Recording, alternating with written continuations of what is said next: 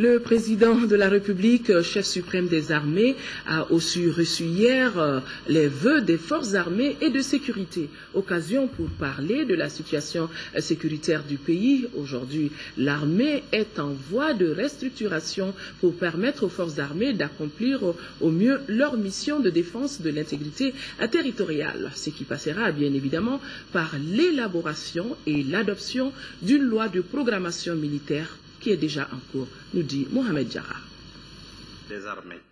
C'est une hiérarchie militaire requinquée à bloc qui a présenté ses vœux au chef suprême des armées. Une page sombre de la vie du Mali et de l'armée se tourne et une nouvelle se dessine pour donner à ce pays son honneur d'antan.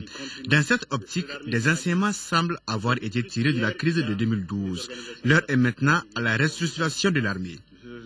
Des réformes majeures s'imposent qui couvriront l'amendement du corpus doctrinal, la réorganisation opérationnelle et territoriale des forces sous-tendues par la formation, l'instruction, la préparation opérationnelle des forces, de même que l'élaboration et ou la relecture des différents manuels et textes subséquents.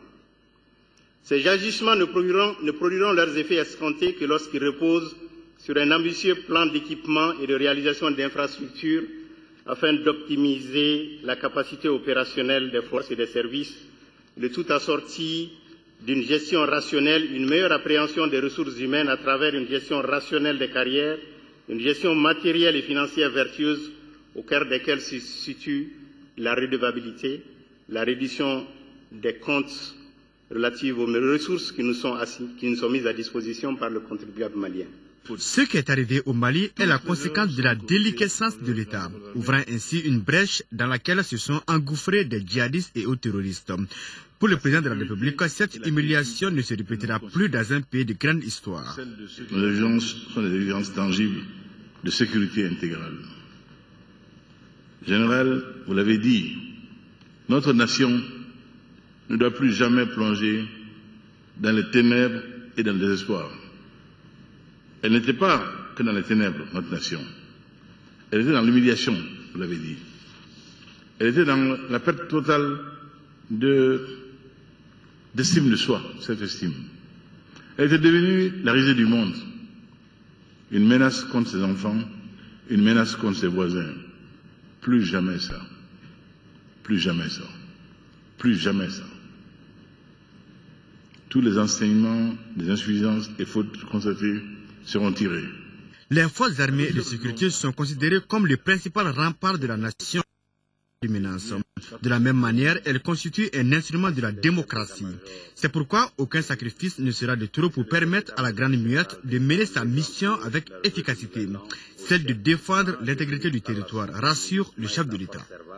L'appui de la nation malienne, à travers la loi d'orientation et de programmation militaire, en cours d'élaboration, ne fera pas défaut.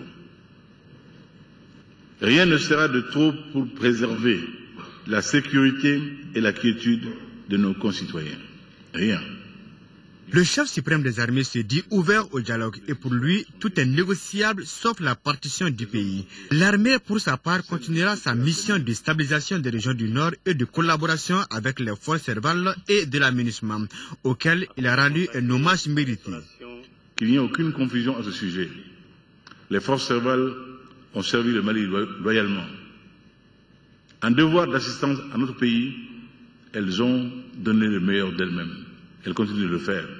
Et elles ont payé le prix fort. Le tribut a été lourd. Et je vous appelle à la plus grande fraternité avec les troupes françaises.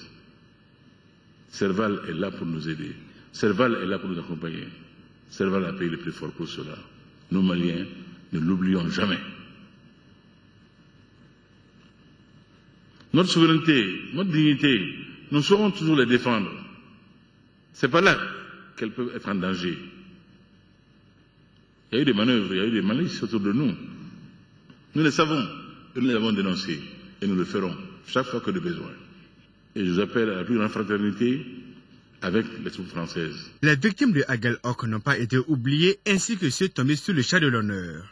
Et le président de la République de conclure cette cérémonie solennelle en ces termes. Mon général, chers officiers, je vous renvoie à vos devoirs.